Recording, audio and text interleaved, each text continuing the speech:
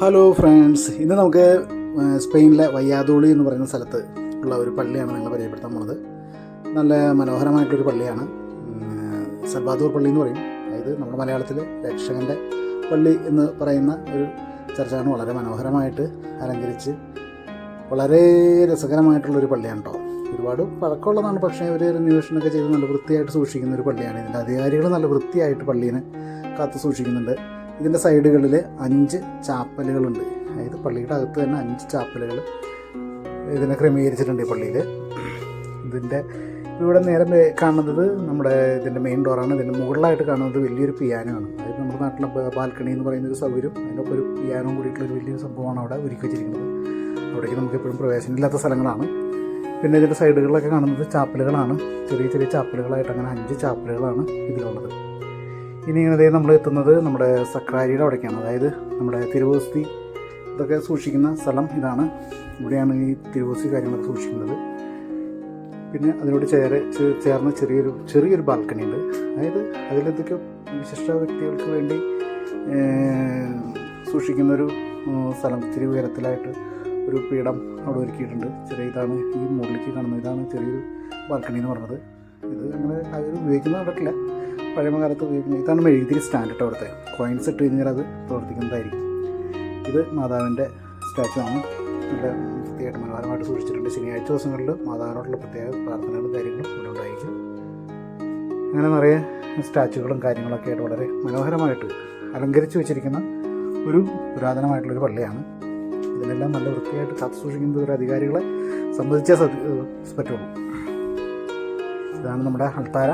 ബലിപീഠം വരുന്നത് ഇവിടെയാണ്. ബലിപീഠം വളരെ വൃത്തിയായിട്ട് വളരെ നോർമൽ രീതിയിലുള്ള ബലിപീഠമാണ്. അതായത് നമ്മുടെ നാട്ടിലെ പോലെ ഒരുപാട് ഡെക്കറേഷൻസ് ഒന്നുമില്ല. വളരെ നോർമലായിട്ടുള്ളൊരു ബലിപീഠം. അതും വളരെ വൃത്തിയോടും പരിശുദ്ധിയോടും കാത്തു സൂക്ഷിക്കുന്ന ഒരു ദേവാലയമാണ്. ഇന്ന് നമ്മൾ കാണുന്നത് ഇവിടെ ഒരു മാതാവിൻ്റെ സ്റ്റാച്ചു ഒരുക്കിയിട്ടുണ്ട്. ഞാൻ ഈ വീഡിയോ എടുക്കുന്ന ദിവസം ഈ മാതാവിൻ്റെ ഒരു പ്രത്യേക ദിവസമായിട്ട് ആചരിക്കുന്ന ദിവസമായതുകൊണ്ട് അവിടെ പ്രത്യേകം മാതാവിൻ്റെ ഒരു ചെറിയ സ്റ്റാച്ചു ഒക്കെ വെച്ച് അവിടെ കുറച്ച് മെഴുകുതിരികളും പൂക്കളും ഒക്കെ വെച്ച് വളരെ മനോഹരമായിട്ട് ഒരുക്കിയിട്ടുണ്ട്.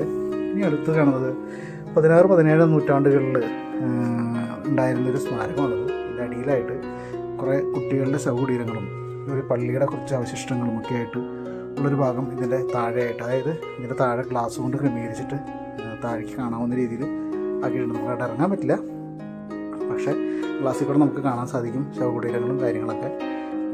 ഒന്നും വ്യക്തമായിട്ട് കാണാൻ സാധിക്കില്ല, എങ്കിലും കുറച്ചൊക്കെ കാണാൻ പറ്റും ശരിക്കും. പിന്നെ ഈ ഇത് പണിത കാലത്ത് ഉണ്ടായിരുന്ന മരം കൊണ്ട് ചെയ്ത വർക്കുകളുടെ കാര്യങ്ങളും ഒക്കെയാണ് ഇവിടെ നോട്ടീസിൽ അവർ എഴുതിയിട്ടിട്ടുള്ളത്.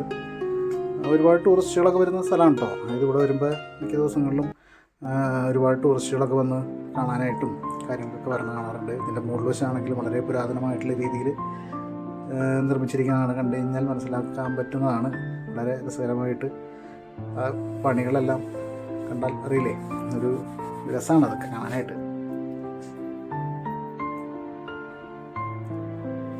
വരുമ്പോൾ നമുക്ക് ഇതിൻ്റെ ഡീറ്റെയിൽ ആയിട്ടുള്ള കുറേ കാര്യങ്ങളൊക്കെ ഇതിനകത്ത് എഴുതുന്ന ആരെങ്കിലും മനസ്സിലാക്കാൻ സാധിക്കുന്നുണ്ടെങ്കിൽ സ്ക്രീൻഷോട്ടൊക്കെ എടുത്ത് കാണാൻ പറ്റുന്നുണ്ടെങ്കിൽ വ്യക്തമായിട്ട്, അത് സ്പാനിഷിലാണ് എഴുതിയിരിക്കുന്നത്, മനസ്സിലാക്കാൻ പറ്റുന്നുണ്ടെങ്കിൽ നോക്കി മനസ്സിലാക്കാൻ പറ്റുന്നതാണ്. ട്രാൻസ്ലേറ്റർ കേട്ടോ എന്നൊക്കെ ആയിട്ട് ഉപയോഗിക്കാൻ പറ്റുന്നതാണ്. ഞാൻ അങ്ങനെയൊക്കെ കുറേയൊക്കെ മനസ്സിലാക്കിയത്.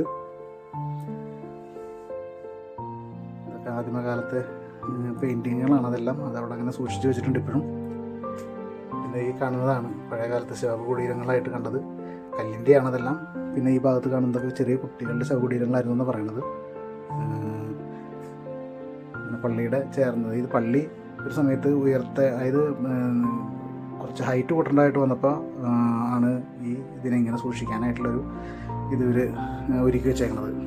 നമുക്ക് കാണാനും ഇതെല്ലാം മനസ്സിലാക്കാനും ഒക്കെ ആയിട്ടുള്ളൊരു നല്ലൊരു സംഭവം. ഞാൻ അതിൻ്റെ നല്ലൊരു ഫോട്ടോ ഇവിടെ ഇടുന്നുണ്ട്.